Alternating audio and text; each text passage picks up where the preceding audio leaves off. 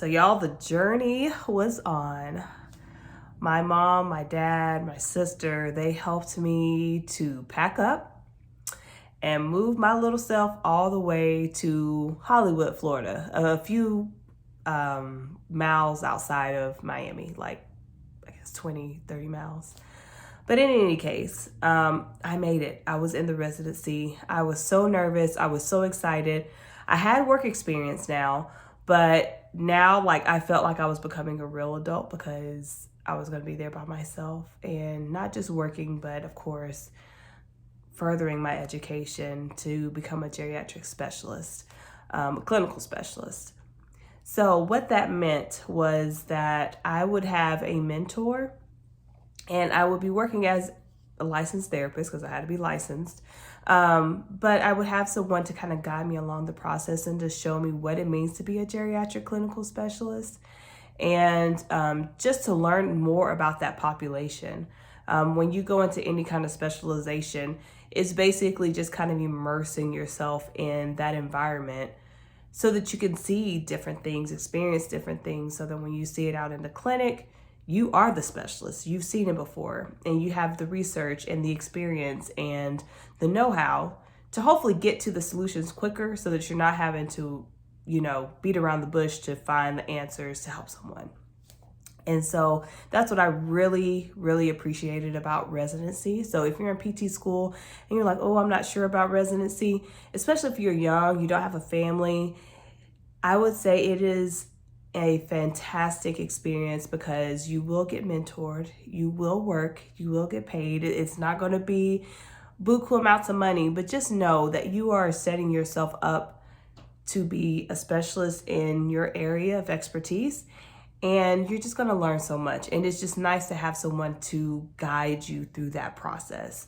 There are self-study programs that you can do to, sit for the exam. But when you are in these programs, they know what's on the exam. They know what they need to focus on. And so it just kind of helps streamline it for you. And in the process of working, of course, you have your didactic, material. And so you have that time to study and to learn. Now, it was not easy. Like PT school was hard. Residency was also difficult because you're working as a full-time, not a full-time, but like a part-time therapist. And then you have assignments and you have readings and you have research to do. So there's still so much to do in a residency, but it's so worth it. Excuse me.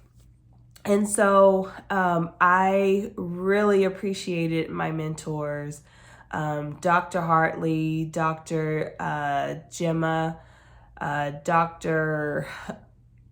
Amy, Dr. Aaron, Dr. Jennifer, and all of the other therapists that I got to work with that was also part of my learning experience. And so it was just a great experience to go through.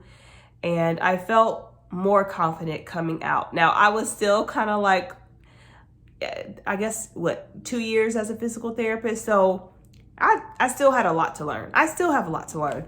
But I felt a little bit more confident in knowing what to look for and learning about how to be involved in the community and screenings and just all of the things. And so I did that residency for 1 year. What I really enjoyed about it was being able to participate in research. And just a disclaimer, research has never been my forte.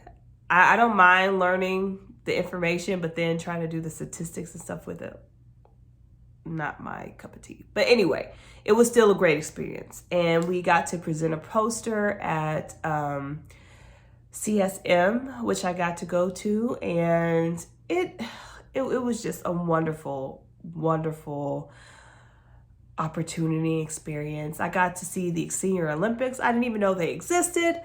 Again, when you go to a residency, it's like all of the little tidbits that you need to learn to really educate yourself are literally at your fingertips.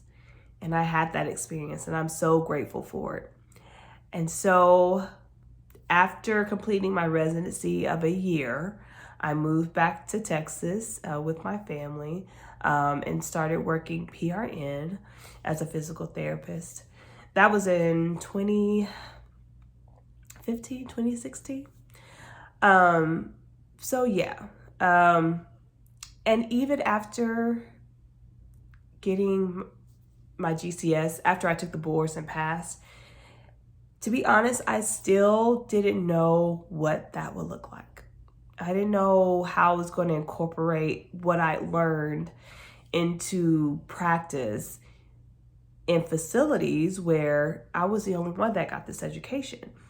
And these facilities are not necessarily set up for kind of like research and making sure you're evidence-based. You know what, they're trying to do their best with what the facility offers, with the stipulations that are on them, with insurance. And so there's just so many things to consider. Even though I was a geriatric clinical specialist, I didn't feel like I could work in my full capacity as a geriatric clinical specialist. And so basically, I spent the next couple of years just trying to figure out, how can I take this education and experience that I've received and bring it to the people? And that will be my next video, because my life took a turn that I was not prepared for. And I just really never imagined. But I wouldn't change a thing. Even though I'm in the middle of it, I wouldn't change a thing. And so that's it. Keep going, y'all. You just never know what life has in store. But again, as I've said before, if God put something on your heart as a believer, or if you feel like there's just something you really need to do or you've been called to do, it may be hard, but trust the process. So I'll catch y'all next time.